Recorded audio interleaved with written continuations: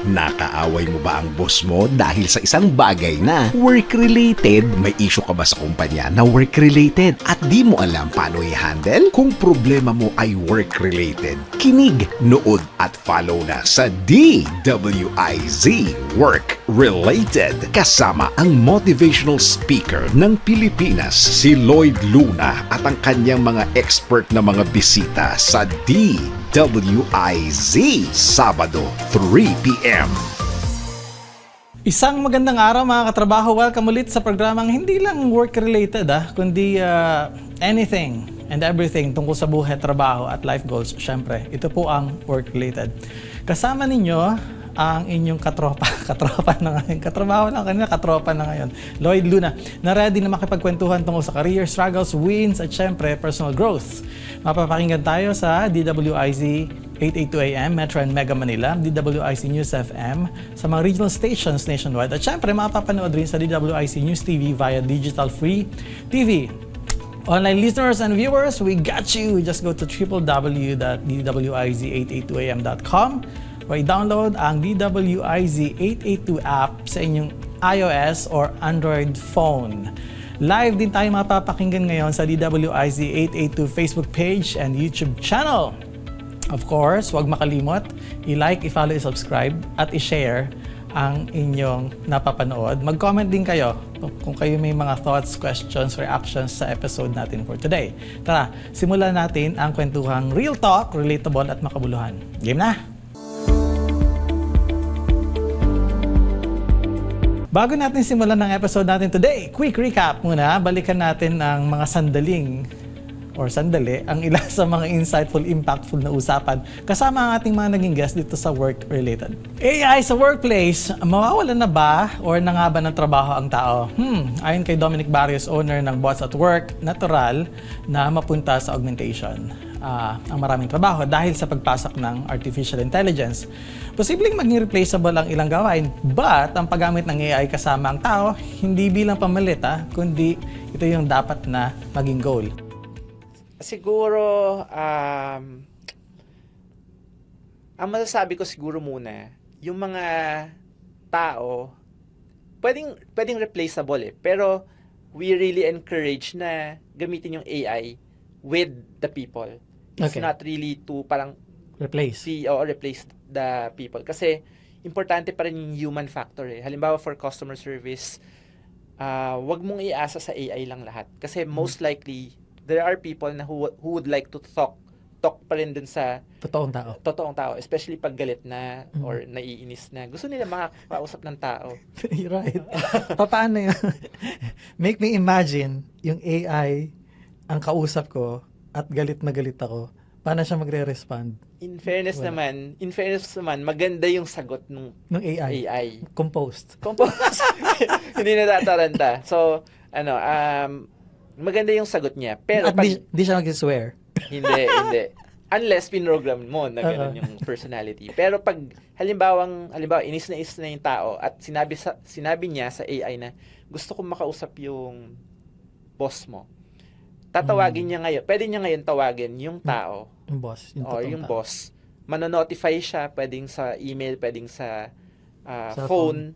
Tapos mabibigyan siya ng link para makausap yung tao na yun. Right, good. So, in other words, hindi talaga fully ibibigay sa kanila. Kasi hindi rin man maintindihan ng AI lahat Right. Right.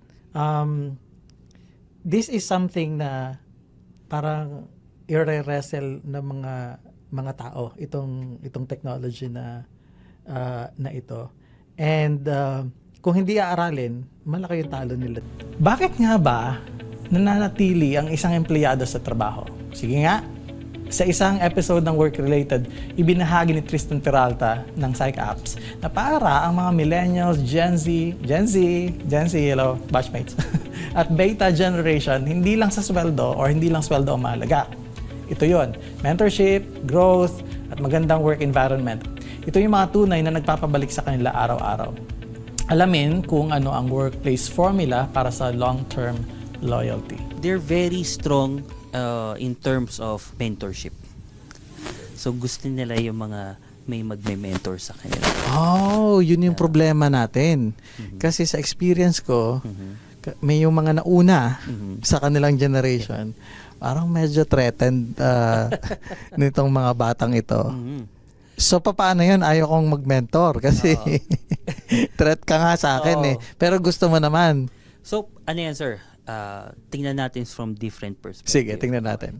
Kung kayo yung may-ari, okay, meron kang millennials kasi yung bago Gen Z, di ba? So, millennials ayaw... Tayo yata yun. Oh, Tayo parang yan. yan, mga ganun, sir. Sino? Sumabit tayo. So, ano yan, sir? Ang tawag dito? Yung millennials na yung magtuturo sa Gen Z. Mm-mm. Okay. So, ngayon, yung sinasabi niya, titratin ako kasi parang ito yung next generation na baka pumalit sa akin. Mm-mm. So, from a perspective ni may-ari, kailangan parati ng continuity ng negosyo. Tipo, Okay. kahit umalis ang tao, dapat alam. Mm-mm. Okay. Tapos, dapat, kahit umalis yung tao in terms of nag-leave, ganyan, may gumagawa na tao. Right. And of course, para dun sa mga may tatawag yan na succession, no? Mm. So, maasahan mo na nagde-develop ang mga tao. Mm. Kasi ang mga tao naman po, hindi lang sila nagsistay sa kumpanya dahil magandang sweldo. Mm. Kadalasan, nagsistay sila kasi maganda yung environment, natututunan sila. Ay, so paano nga yun? Kung ang napasukan kong kumpanya hindi ko maasahan sa pagme-mentor, pag-coach sa akin. Yun. So, wasted opportunity ako. Depende, sir, kung ano yung posisyon nyo. Kilalanin natin si Ray Duarte Gilera, isang financial planner, wealth coach, and estate planner na tutulong sa mga negosyante, pamilya at mga professionals na palaguin at ingatan ang kanilang yaman.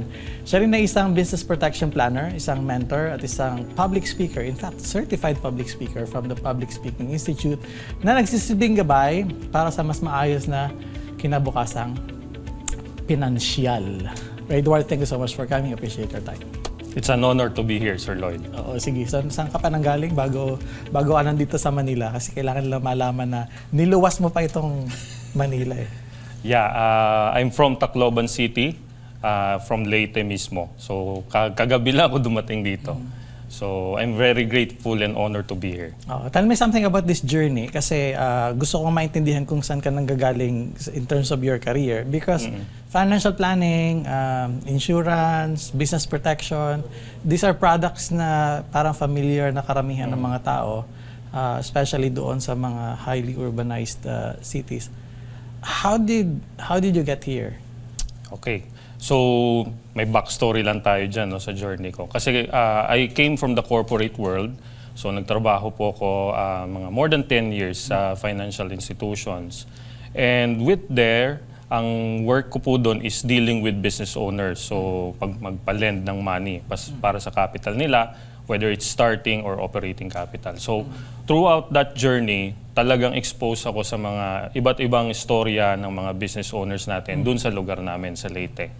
And then eventually, at the latter part of my career, na-realize ko, parang nagkaroon din ako ng crossroads na tutuloy ko pa ba itong career o maghanap na ako ng panibago. So yun. What normally influences people para mapunta sila doon sa crossroads? In your case, ano yung trigger, if maalala mo? Sige. At that time kasi, nasa middle management level na ako from my previous company.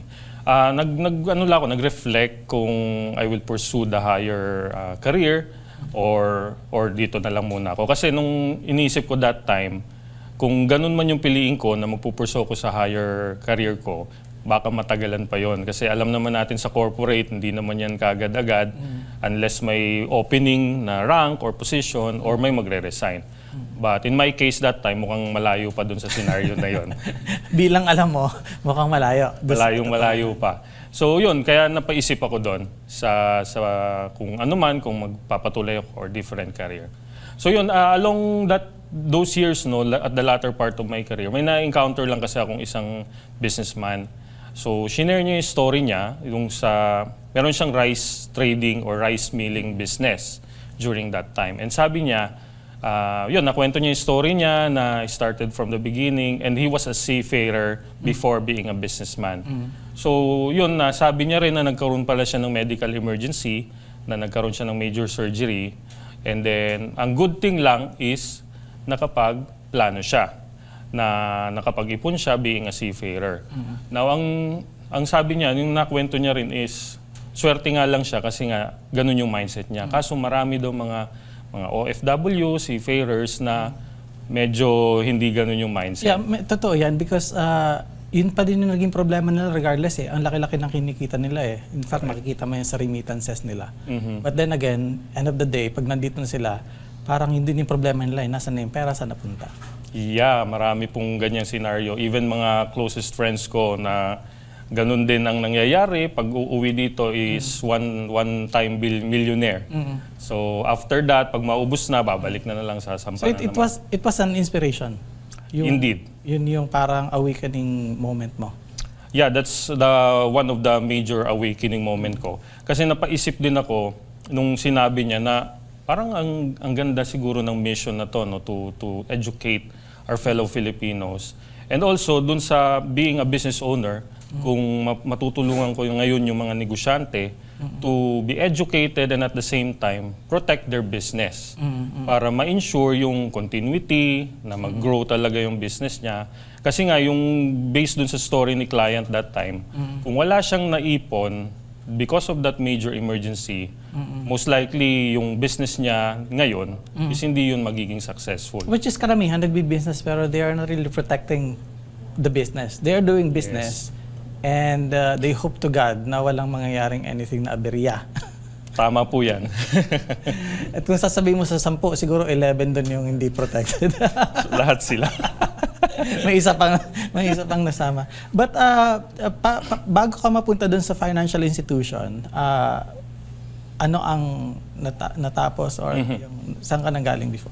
Yeah, first job ko actually yon Oh, sa financial institution na yon. So pag 1 month lang ako naging tambay since pag-graduate ko ng college.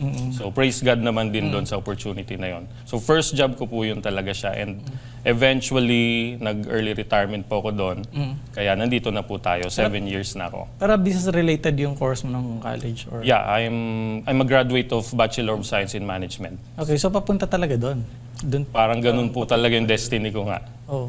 Mahirap kasi sa trabaho mo, you have to still convince them even if it's already the obvious. Parang natural may negosyo ka, protektahan mo, di ba? Pero bakit sa tingin mo may mga tao na alam na nila yung basic ng protection and its importance, pero they still need convincing? I think Anong problema nila? Yun ang gusto ko. Ano bang problema nyo?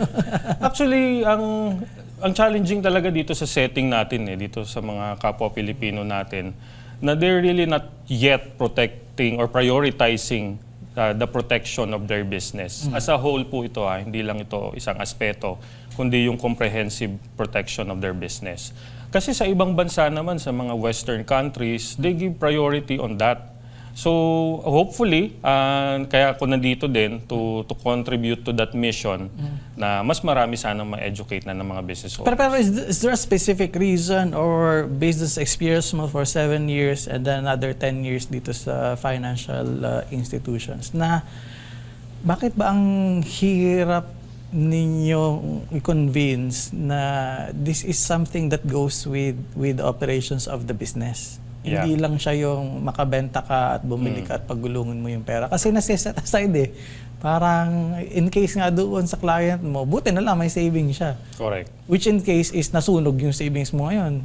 Di may another problem ka na naman. Yes, exactly. So ano yung na-identify mo, if there's any reason why people in the business, especially in the countryside, they're not protecting the business? Ayun. Based sa experience ko din, talagang yung focus nila is to grow their income, to build branches, expand their operations. Tapos pag pumupunta kami sa topic na yon na, kamusta sir? Protektado ba yung business mo? Ikaw as an owner? Ang most of their, sorry to say, excuses ba or reason na lang, is that... Nasabi mo na excuses. Wala nang bawi yan.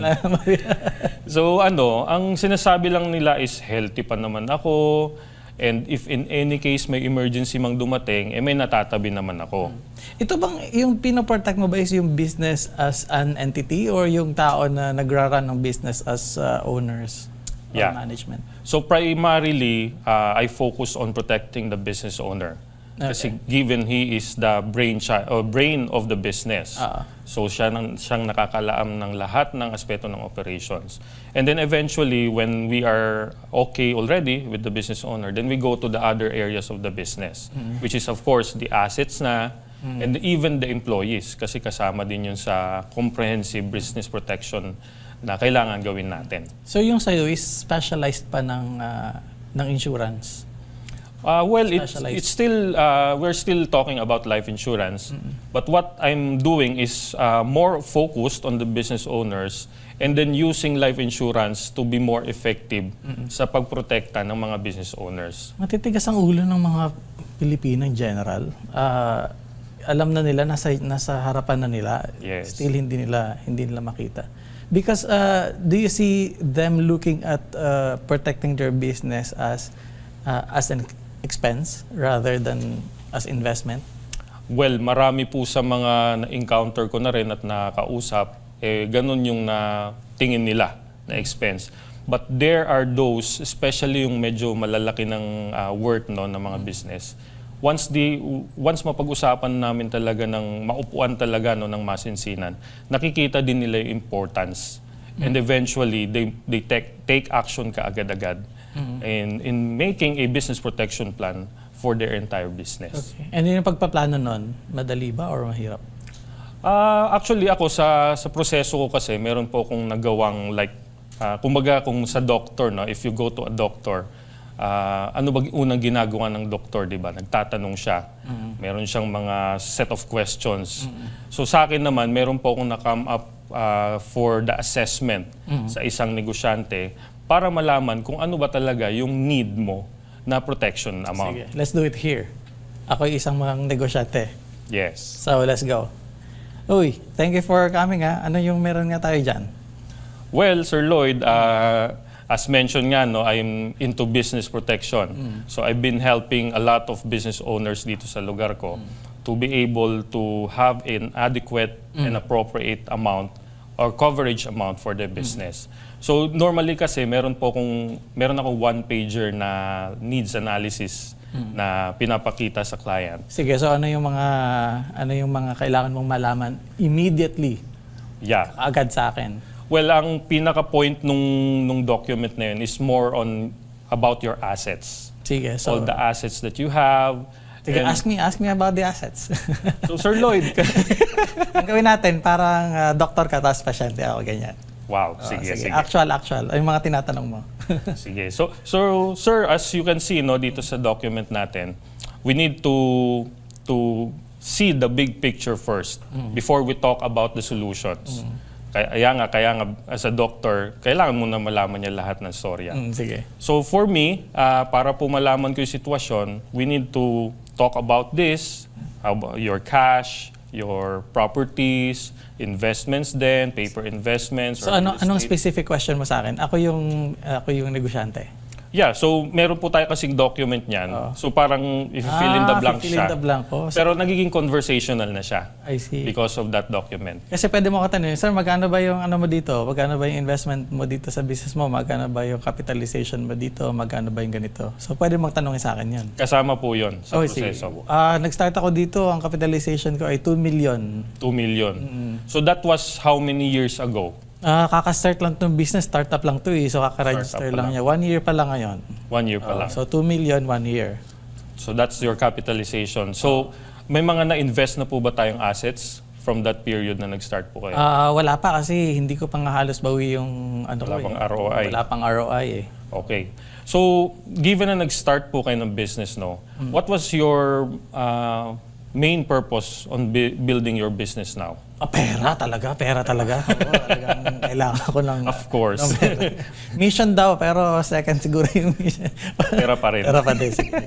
Well, definitely, because I really wanted to make this idea work. So, masaya ako na yung idea ko is nakikita ko in fruition. So, nagagawa siya. And again, the only way you can do that is, papalago yung business. Papalaguin. So like let's say after 3 years, no, how do you see your business already during that time? Well, number one is ROI. Number two is siguro additional employees and additional product lines. Okay. Hardware kasi yung business ko. Hardware. So parang gusto nyo rin mag-branch out definitely, no, Oo, sa parang. ibang mga lugar din. So yun, so given that, no, as you shared your vision and then you were talking about your capitalization now, so ang point po natin ngayon is to determine what is really your net worth now. Oh gosh, net worth ko siguro 300,000. 300,000. Laki. Parang gusto mo na umuwi. Okay lang naman. Sige. 500,000. Magkano ba ang ideal? Hindi ko alam. Well, kasi given startup po kayo. Manood yung mga kaibigan natin sa internal revenue di ba? Oo nga naman. Roleplay. Doon na tayo sa... Safe lang tayo. Sa safe lang. So yun. Halimbawa, 1M. Sige, para lang madaling computation. 1M net worth. Sige, regardless actually of the amount ng net worth nyo. Inanong tanong mo pa ako. Regardless naman pala. Oh. Hindi, kasi ang goal po nyo as a business owner really is to increase your net worth. That's really your mission. Okay, so that's why kailangan mo ng starting point. Yes. Next. Ang aking pong expertise is to protect your net worth. To make sure that whatever happens along the way, 3 years after, 5 years after, to realize your vision, I will make sure na mapoproteksyonan po yung net worth nyo at magtutuloy-tuloy po ang inyong mga plans for your business. Okay, sige. Ngayon, kung magkano ang ibabayad ko, mga katrabaho, sandali lang magpo-pause tayo sa isang malamalang commercial. Itutuloy natin yung usapan kasi interested kayo. Magkano kaya ang sisingilin ni Edward sa akin sa pagbabalik po ng work-related? Nakaaway mo ba ang boss mo dahil sa isang bagay na work-related? May issue ka ba sa kumpanya na work-related at di mo alam paano i-handle? Kung problema mo ay work-related, kinig, nood at follow na sa DWIZ Work-Related. Kasama ang motivational speaker ng Pilipinas, si Lloyd Luna at ang kanyang mga expert na mga bisita sa DWIZ Sabado 3 p.m.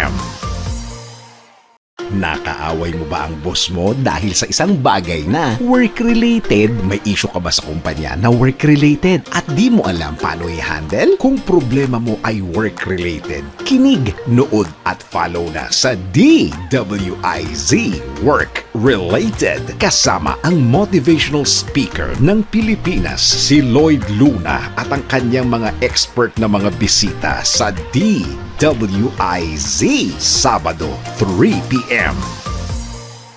And we're back mga katrabaho. Tuloy-tuloy ang kwentuhan kasama sa Edward. Kaya tutok lang dahil marami pa tayong pag-uusapan. No? Edward Gilera is also the author of Smart Money Moves. Pwedeng Globe. Again, thank you so much for being in the show. Na-diagnose mo na ako. Natanong mo na more or less yung gusto mong malaman about me.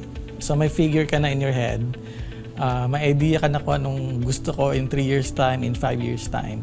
So papaano ka na ngayon mag-pitch sa akin? Kasi yung pera ko sa bulsa, nakaangat, inaangat mo na yun. Hindi mo maangat eh. Yes. So ano po, are we talking about PF already? Oo, Like kasi professional fee? anything na kasi nakakapag-pitch ka na eh. So parang kinukuha mo na ako as your business. Yes. Oo. So ako, with regards to paano ko kumikita, no, depende na po yun dun sa business protection plan na maka-come up namin. Kasi ang akin naman po dito goal is kung ano din yung kaya muna ni client. Kasi if we have the picture like your net worth is 50 million or 100 million above. Layo pala talaga ng 300,000. Okay, 50 million. So kung mga ganun kasing coverage ang kailangan nating i-achieve, medyo may katumbas yun na price with regards to the protection plan na kailangan nating i-come up. So bumabalik po tayo dun sa question na kung ano po muna ang afford ng business owner. Basta ang importante siguro dito is yung you need to have. Yun ba yung you need to have. Yun yung pinakang basic. You need to have and you need to start. Okay, right now. As in ngayon na. Take action kaagad. Oo. And why is that? Bakit hindi ko pwedeng i-delay? Bakit hindi ko pwedeng ipagpaliban itong pinag-uusapan nating Yes, kasi Business protection. nag-usap na po tayo. You already saw the importance of protecting your income. E paano kung 30 minutes after our talk, something happened to you, sir, as a business owner? What will happen to your business tomorrow? Meron ka na po bang next in line sa business mo? Wala pa nga, wala akong Wala pa, tapos startup pa lang, no? startup pa lang. So, ano sa tingin mong mangyayari ngayon sa business nyo? Wala na, definitely bagsak na yun. Sigurado, magka-crumble talaga yon. And kung mag-crumble yung business nyo, kayo lang po ba yung nagre-rely sa business nyo? Hindi, may mga empleyado ako eh. In fact, Exactly. meron akong isang empleyado. mga pero isa lang. Oh, no, so hindi lang ako. Basically, Yes. yung empleyado, may mga pamilya pa yun. May mga pamilya sila. Actually, hindi lang po empleyado ang nagre-rely sa inyo. Yung mga suppliers nyo po. Yung suppliers nyo is having a business transaction with you, it provides a livelihood for them as well. And of course, your customers, they rely on your business. So in other words, marami akong responsibilities, no? Yan ang hindi nare-realize ng isang business owner.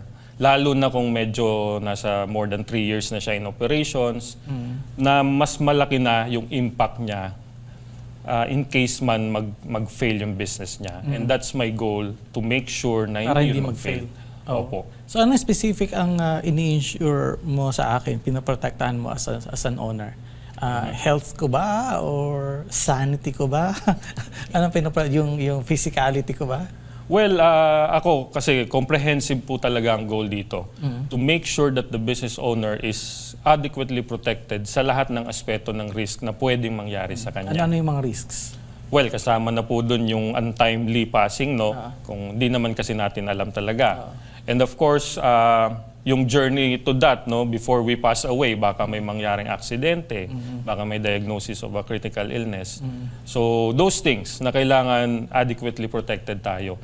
And we're not talking na meron ka na, porke meron ka ng nakuhang plan or what.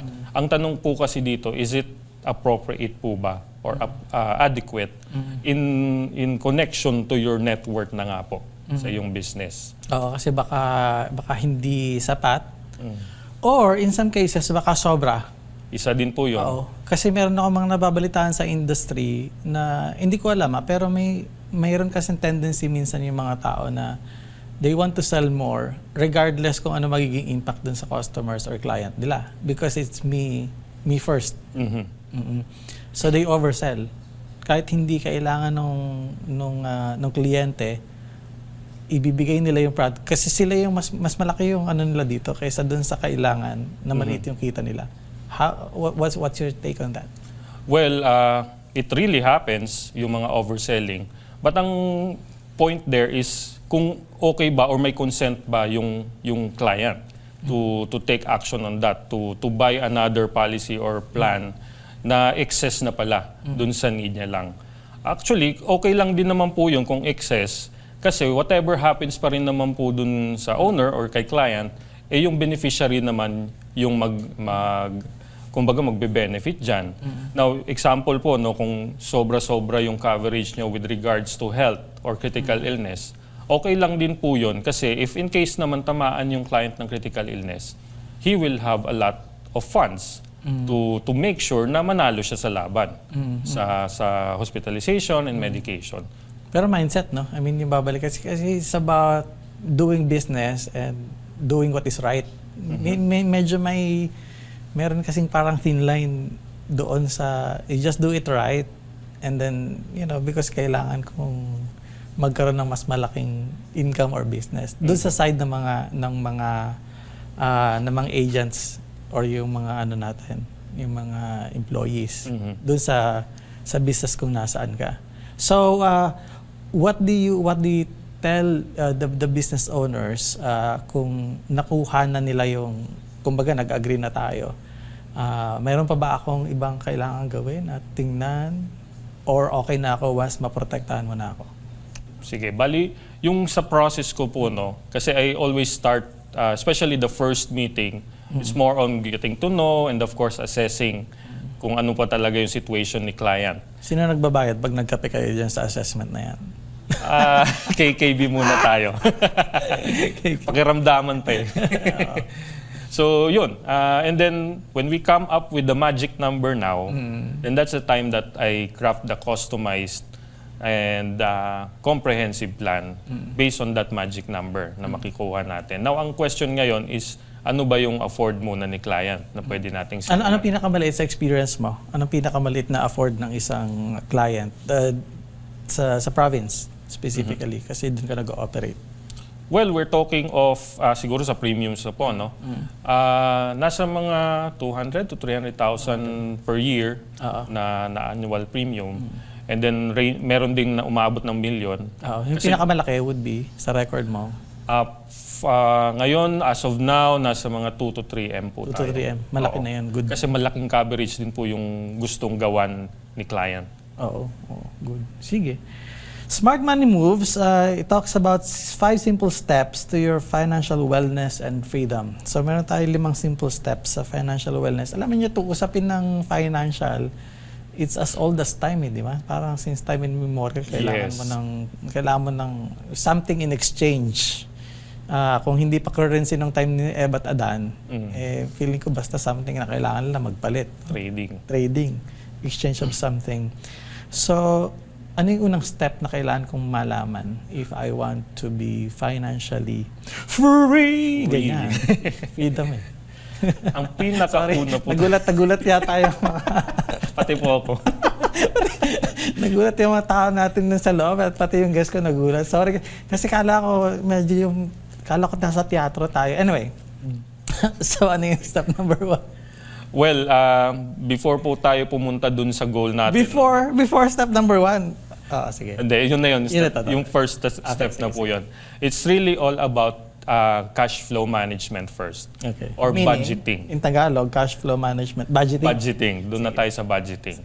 Kasi, sabihin man natin gusto mo mag-build na or bumili ng bahay mo no, na napakaganda or bagong kotse, kung sabog-sabog naman po yung cash flow nyo or yung budget nyo kada buwan, talagang mapapalayo tayo. Ano ibig sabihin ng sabog-sabog?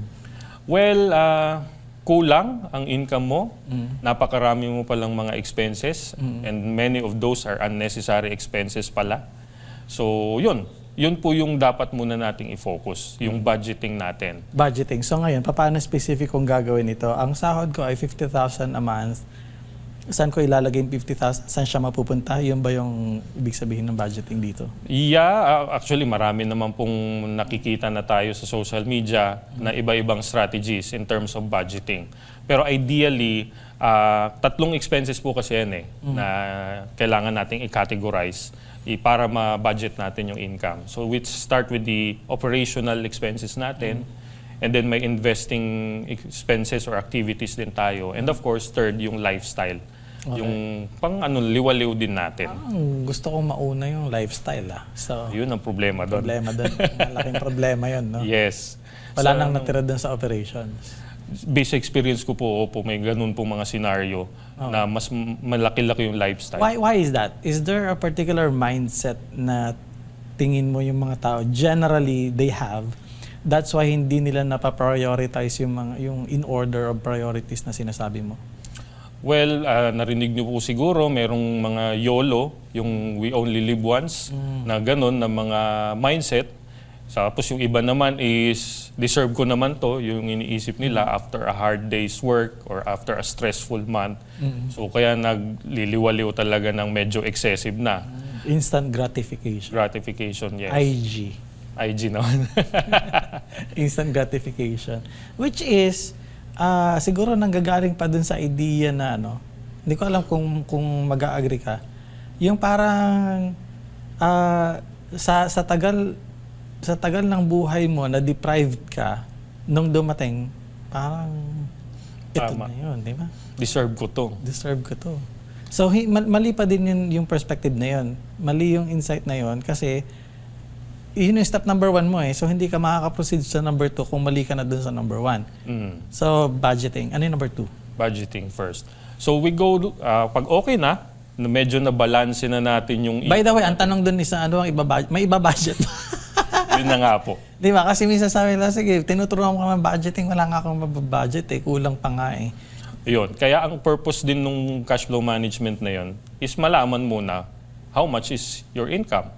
Magkano yung pinapasok mo sa pamilya mo or sa'yo before we arrange or fix anything. Okay, so hindi ka talaga makaka-move kung wala prerequisite itong budgeting. Yes, opo.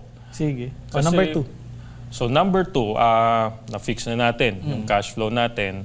Then doon naman tayo sa building up our emergency fund. Kasi ang Emergency fund. Okay, Yes. emergency fund. emergency fund Tagal pa naman. naman siguro tayo magkaka-emergency. No? Who knows, right? Yes. Parang nai-schedule ang emergency. As Okay. if naman Oo. Emergency fund. Talk to me about that. Because probably, yun nga yung parang, maglalagay ka ng pera dyan, hindi gumagalaw yung pera. Yes. Baka yes. naman hindi magka-emergency. How do you address? Yung sa mindset na gano'n na baka naman di magka-emergency. Well, somehow it's valid, pero paano kung tumama nga? Di ba? Yun lang naman yun eh. Paano kung tumama siya, ready ka ba? May mahuhugutan ka ba? Sige, so nag-budget ka and then nag-set up ka ng emergency Set up ka fund. na. Mm-mm. Oo. Na again, pag hindi naintindihan ng mga tao yung emergency fund and yung importance niya, malamang hindi niya napapansinin niya eh. Wala siya sa emergency. Bakit yun ang number 2? Bakit yun ang number 2? Kasi before we go to the other Yeah. areas, one emergency lang can crumble everything din Okay, so sa yung budget, entire cash flow mo. yeah, so yung budget mo na maayos, isang emergency lang, Wala din yan. Wala na yan. Masisira na naman. Babalik na naman tayo sa square. babalik na naman tayo dun sa step number 1. Yes. Sige. So, provided na na-convince mo na ako na importante sa akin yung emergency fund. Step 3. Okay. Step 3 na is we go with protecting now your income. Protecting your income. Kasi nabalanse mo na yung budget mo. So, okay na. Nakaka-build up ka na ng emergency fund pa unti-unti. Or let's say na finish mo na yung 3 to 6 months worth of your monthly income. We go with protecting na. To make sure na tuloy-tuloy ang kita mo na pumapasok. And paano siya magiging tuloy-tuloy? Dapat ikaw is protektado ka as an individual. As an individual. So, mayroon kang maayos yung budgeting mo, may emergency fund ka na. Ongoing ba yun? Yung pag-build up ng emergency fund? Parang Yeah. hinuhulugan mo siya din ng... Ongoing po siya kasi it is based on your monthly income eh. And ang reality naman siguro is nag-i-increase din ng monthly income natin through time. Yeah, oo. So kailangan mag-adapt din yung emergency fund natin doon. Oo. So, and then yung protection na ng income, yun yung third. Oo. Protecting your income. So how do you protect that? By protecting yourself. Making sure na whatever risks or emergency naman na dumating sa buhay mo, tuloy-tuloy yung income mo pa Yung rin. emergency fund, kailangan pa kita doon or pwedeng mag-alkansya na lang ako? Ikaw na po yun. May guidance lang po tayong pwedeng ma-recommend, pero nasa sa atin na yun kada isa. Hindi ko naman sa ayaw kitang kausap sa emergency fund. Tinatanong ko lang kung kailangan ka pa dun sa proseso na yan. The fourth step. The fourth. So we've already protected our income. So ito na yung papasok na tayo sa to expand naman. So we explore other areas na pwedeng mag-increase na yung income natin. Okay, so paano siya? So yun, mostly, papasok na tayo ng mga investments na other than your main source of income, which is probably your employment or you have a business, so mag-diversify ka, expand ka to different industry. So dun na tayo sa stage na yon na we can increase our income na. Oo. Kasi nga, protected na yung income mo, then may emergency ka na, Yes. and then maayos na yung budget mo. Yes, Okay. tuloy-tuloy na. Oo. Nandito ka sa fourth step. Nasa third and fourth na. Kasi iniisip ko kung saan kita pwedeng tanggalin. Pwede nang paalisin na. Parang hindi na kailangan to. Pagkakakitaan lang ako nito, tanggalin ka na sa... Okay, so fifth step. Okay, fifth step. Ito na yon. Well, guys, excited ako dito kasi pag naabot mo itong step na to, freedom na to ah. Yes, Financial hopefully. Okay. That's Hopefully? step na. Okay, sige. So ano itong step na to? So, yun. The fourth step is may mga additional investments ka na. So, ang assumption there is you have really grown your wealth already. So, let's say you're already worth 50 million, 70 million. Now, the question po is, what will happen now to that wealth na pinaghirapan mo? Anong gusto mong mangyari dyan sa wealth mo? Eh kaso ang reality, tatawid naman din tayo sa buhay natin. Hindi naman tayo lifetime nandito. So ang fifth step is to make sure that you live your business to the rightful heirs mo, which is of course your family, and you distribute it more effectively. Oo. So, yun yung mga estate. Yes, dyan na po siya pumapasok. Estate planning, legacy planning. Oo. Kasi nga, yung parang sa paano mo siya iiwan na. Kasi nga, Yes. na-accumulate mo na siya. Accumulate mo. You want your wealth na nasa sa inyo pa rin. Ayaw mong masira yon, makuha ng iba. Ibig sabihin, parang fourth pa lang, free na ako ah. Hindi sa fourth kasi maghahanap ka pa rin ng mga Mag-expand mga ka pa din. explore ka pa. So, in between, siguro 4.5. Actually, 3, 4, 5. 3, 4, 5. Kasama niyo ako. Hopefully sa 5, huwag ka munang maghanap. Oo, kasi parang ang lungkot na ng usapan na yun, no? Para magpaalaman na kasi yun, yung part na yun. Sige, so, Smart Money Moves will be out siguro this year, if not this year, next year. Abangan niyo po. Ray Edward Guerrero, 5 simple steps to your financial wellness and freedom. So, where do they get in touch with you kung kailangan nila yung service mo or if they have something to ask about financial wellness nila? So, you can address the audience. Yeah, so I have my Facebook page. Yun po yung pinaka-primary way that you can contact me. Just my name. You can just search my name, Ray Edward Hilera. So, I'm the one personally managing that page. So, wala po kayong problema yung mga bots kasi yan ang frequent sa Facebook pages, yung bots. Ako po mismo nagmamanage nun, so I'll be the one to message you directly. And I also have socials sa TikTok din, meron din po. Same name ko lang din. And then I also have a YouTube channel, the ABCD of Wealth. And ano pa nga ba? LinkedIn, I also have that. My name, nandun din po yun. Okay, sige. Mapakanta na naman ako eh. Just call my name and I'll be there. Thank you so much, Ray Ward, for your time. Appreciate it. It's an honor. Diyan po nagtatapos ang isa namang makabuluhang episode ng Work Related. Sana marami kayong insights na napulot today ah. Siyempre, samahan niyo ulit kami sa mga susunod pang mga episodes. Mapapanood at mapapakinggan ng Work Related sa DWIZ 882, DWIZ News TV at sa ating social media platforms via live streaming. Ako po si Lloyd Luna, inyong katrabaho sa radyo at sa buhay-buhay. Hanggang sa muli, dito lang ako po sa Work Related. Nakaaway mo ba ang boss mo dahil sa isang bagay na work-related? May issue ka ba sa kumpanya na work-related at di mo alam paano i-handle? Kung problema mo ay work-related, kinig, nood at follow na sa DWIZ Work Related. Kasama ang motivational speaker ng Pilipinas, si Lloyd Luna at ang kanyang mga expert na mga bisita sa DWIZ, Sabado 3 p.m.